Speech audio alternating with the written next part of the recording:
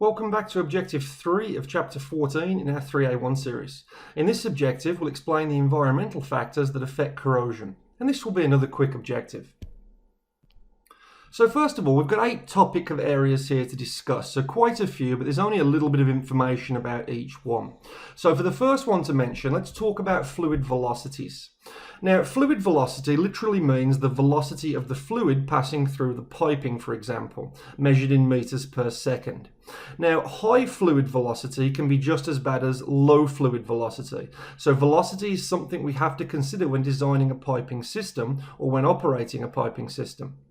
High fluid velocities can erode the protective films. What might be a classic protective film, something like a filming amine, for example. If the fluid velocity is too high, it can erode that layer away, and now the metal is exposed to be attacked by a corrosion. This type of corrosion is referred to as erosion corrosion. Now, another type of corrosion due to high fluid velocities is called flow-accelerated corrosion, and this usually attacks areas such as swedges or bushings or things like changes of direction such as elbows and things of that nature. And this is with a constant fluid being put through this area where it changes direction or changes a flow sort of type, we get a general or a gradual thinning of the metal. And this is just referred to as flow-accelerated corrosion. Now, the low fluid velocity one doesn't sound a problem with regards to flow accelerated corrosion or erosion corrosion, but the problem with low fluid velocities is that there's not a lot of turbulence or speed of the fluid passing, so the suspended solids or the dissolved solids in the fluid, they now tend to drop out of solution and attach themselves to the pipe wall. They now build up over time, and they can now lead to promote corrosion. So we've got to get the velocities just right by selecting the appropriate size of our piping. The next one is pH, and we've mentioned this one before. All boilers, doesn't matter what pressure they're at or what type of boiler they are, they must all operate between the pH of 8.5 to 12.7. Now, of course, boilers are going to have a specific pH within that range as set by your water consultant. Like if it's a package boiler, for example, it'll typically be around about that 10.5 mark, but all of the ranges that we see will be within this range. And the reason for that is if we go below pH of 8.5, we start to see acidic corrosion. If we go above a pH of 12.7, we start to see caustic corrosion. And you can see that on the graph here on the bottom right of my slide. As soon as we go outside of those pH ranges, the corrosion takes off rather quickly, and we're now getting a lot of corrosive attack on our metal. The vertical axis on a graph like this would be in MPY, which is mils per year. And a mil is not a millimeter, a mil is 1,000th of an inch. That's generally the unit they use when talking about corrosion and metal loss. So we generally talk about these things in terms of MPYs, or 1,000th of an inches per year. Now, as an example, and I mentioned this in the last objective, you can get these pH contingency charts from your water consultants, and if we go below or above our pH range, they basically tell you what to do. So in this example, this boiler should be normally in between a pH range of 9.6 to 10.1. Well, look what it says to do if it drops to a pH of 5.5, for example. Drain the boiler and flush, because we're producing lots of carbonic acid and we're getting acid attack. And you can simply follow this contingency chart for wherever you are at. So these are typical examples of what you might see when you get out there into industry. Temperature is the next one. Corrosion is generally more aggressive at temperatures that are higher. And of course, inside our boilers, we're operating at high temperatures and high pressures, so corrosion is increased. Now, a little statistic you may remember from 4th class is that theoretically, our corrosion rates will double for every 10 degrees C up to a value of 70 degrees C. And then above 70, it's more of a sort of a less linear relationship, but it still is going to increase. Now, with regards to the way temperature affects our metal, it basically sets it up like this. The hot or the warmer areas become anodic and the cold areas become cathodic. And we know in a galvanic cell that we're going to have electrons leaving the site of the anode. So therefore, the hot areas are going to corrode and the cathode areas are not going to corrode.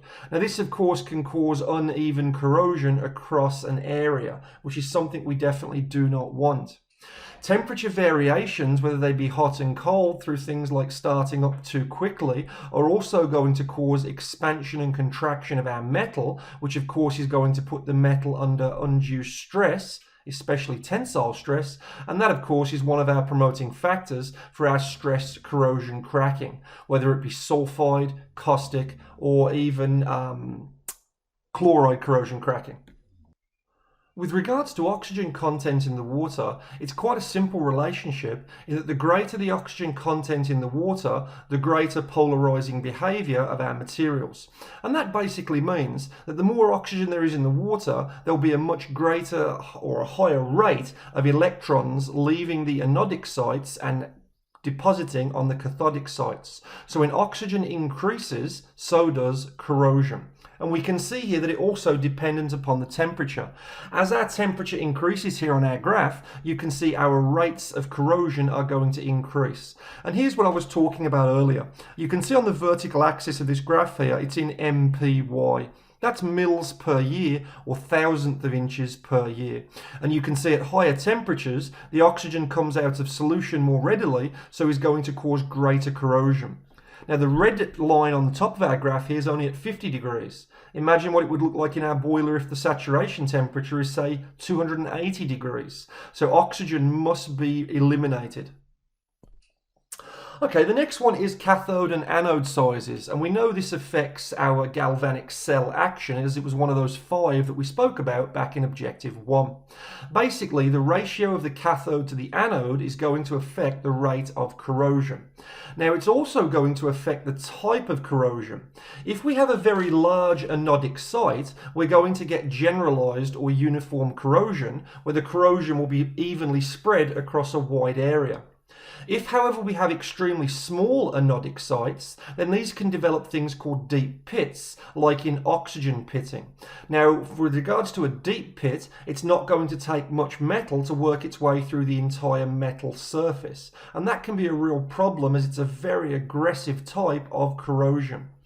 Corrosion across a wide surface area, general or uniform corrosion, we have to lose much more metal before the metal will ultimately fail. We spoke about microorganisms back in Objective 1 when we spoke about the different types of bacteria, i.e. things like aerobic, anaerobic and facultative bacteria. Now microorganisms can cause underdeposit corrosion in that underneath the colony of the organisms that they are forming, they can now mix with other types of things that are in the water, like silt, sand, clays, any other total suspended solid.